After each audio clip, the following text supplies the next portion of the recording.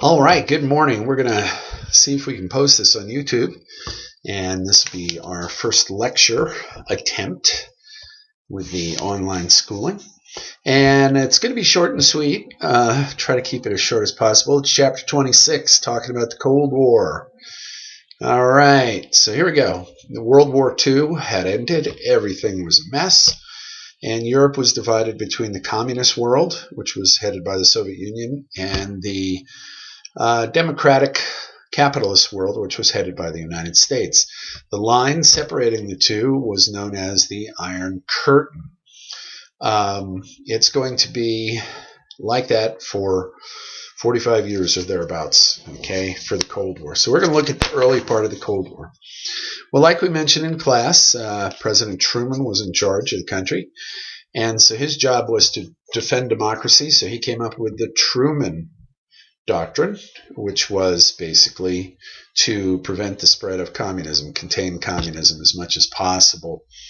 His Secretary of State was George Marshall, and he came up with the Marshall Plan, which was to help rebuild Western Europe. So consequently, to this day, Germany and France and those countries are pretty good friends with us because of the Marshall Plan. That was a stroke of genius. The Soviet Union wanted to spread communism around the world, and the United States wanted to prevent that. And so that is ultimately the conflict that's going to take place. At the end of the war, there was the United Nations was created.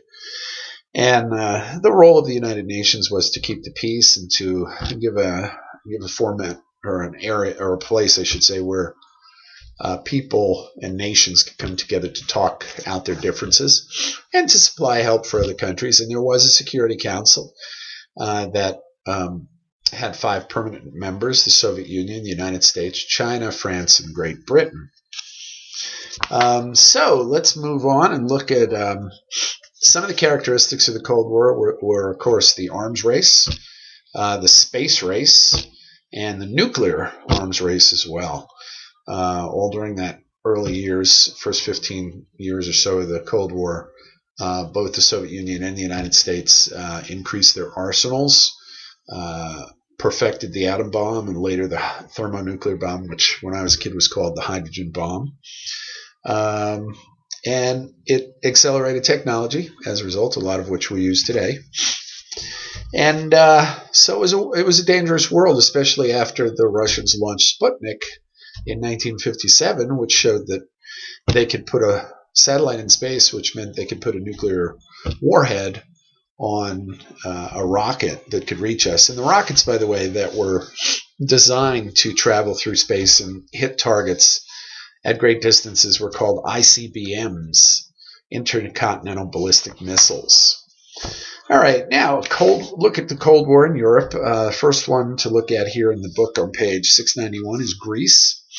The communists attempted a revolution in Greece, and so the United States sent aid over to the Greek government, which eventually defeated the communist insurgents. And so Greece to this day is a friend of the United States and a member of NATO. Already told you about the Marshall Plan, helping to rebuild. Germany was the center of the Cold War. It was divided into 2 parts. West Germany was friends with the United States, Britain, and France, and our allies. East Germany was created by the Soviet Union as an ally of theirs. And Berlin as well was divided into 4 occupation zones, which eventually turned into 2. The Eastern occupation zone turned into East Berlin. The Western occupation zone turned into West Berlin. 2 great military alliances were established. The first one was NATO, North Atlantic Treaty Organization, between the United States, Western Europe, Greece, Canada, Turkey, and we've added a lot of countries since then. The Russians responded by creating the Warsaw Pact, which consisted of the Soviet Union and her allies in Eastern Europe. That took place around 1949, 1950 at that point in time. Well, Stalin died in 1953, and when he died, it was assumed in Eastern Europe that things would loosen up a little bit. So the Hungarian people were given greater freedom, and they assumed that they could work toward democracy. So they began a revolution in 1956, which turned into a brief bit of freedom for them, but it was ultimately crushed by the military of the Soviet Union when they came in with tanks and everything into Budapest. I know I hadn't talked about that in class. And it was tragic. I did have a student up in Washington State whose family had come from Hungary during the revolution. They had fled to Austria and then came to the United States.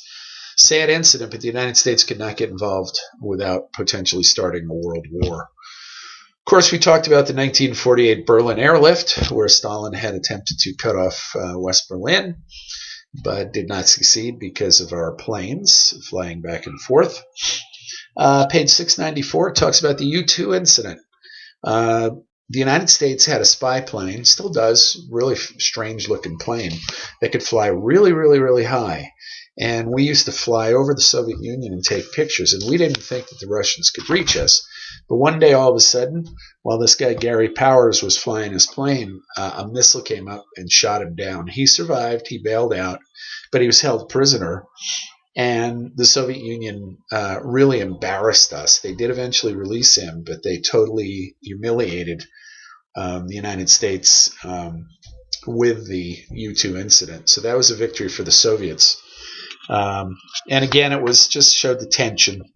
Now, look at the Cold War in Asia, page 696. Japan, of course, rebuilt. I told you that MacArthur was put in charge of Japan, and I told you that the emperor had gone to him, and as a result, the Japanese people were willing to listen to MacArthur and obey him. The Chinese Civil War continued, and of course, the communists won under Mao, which led to the creation of the People's Republic of China, which we still have today, and the nationalist China, which was known as the Republic of China on the island of Taiwan. Now, that government still exists, but it's not recognized as an independent nation by any other countries. There was, of course, the war in Korea from 1950 to 53. I already told you about that. North Korea asked permission from the communist countries of Soviet Union and China, and in 1950 they launched a surprise attack, nearly won the war. The United States counterattacked, in essence, drove the North Korean army all the way up to the Chinese border. Then the Chinese came down from China, surprised us, drove us all the way back past Seoul, and Douglas MacArthur was very insubordinate toward President Truman, and he was ultimately relieved of his duty.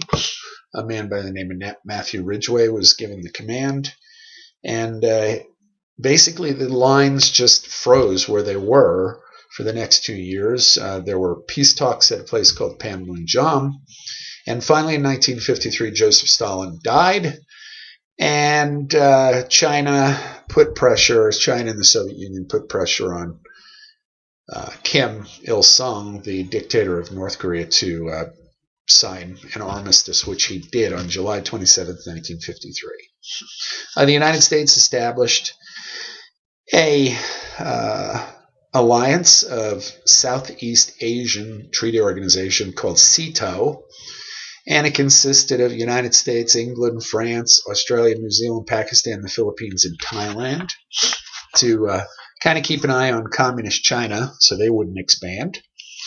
Meanwhile, in Indochina, which consists today of Vietnam, Cambodia, and Laos, the communist leader Ho Chi Minh had fought a successful insurgency against the Japanese, and in 1945 the French came back and assumed that they could take over Vietnam again, which they could not. And so he led a war, a guerrilla war against the French until 1954. He defeated the French, actually won the independence of northern Vietnam, but the Geneva Conference divided the country in half. Northern Vietnam became the Democratic Republic of Vietnam, which was North Vietnam Communist, and South Vietnam, known as the Republic of Vietnam, became the American surrogate, in essence. They weren't necessarily democratic, but they were very fiercely anti-communist. So we began, once the French left, we began to support them, and that ultimately was going to eventually lead to the Vietnam War. Now, there was a part of the world called the Third World. After World War II, a lot of countries gained their independence in Africa, South Asia, and so forth. And the Soviet Union and the United States did everything in our power to influence them as much as possible. We had what was called a domino theory, in which we believed that if one country fell to communist, then their neighbors would fall to communism. So it was kind of an act of paranoia, you might say. And as a result, our policy of containment, we responded to anything, any little thing that took place in the world. We always made sure that we got involved. Obviously, some of the resources of the Third World, especially the oil in the Middle East, the United States and the Soviet Union wanted to control that.